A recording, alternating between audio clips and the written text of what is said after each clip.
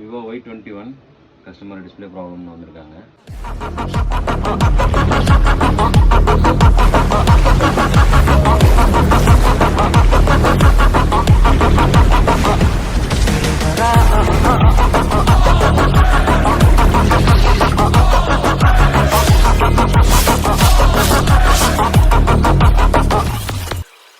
நம்ம டிஸ்பிளே மாற்றிட்டோம்.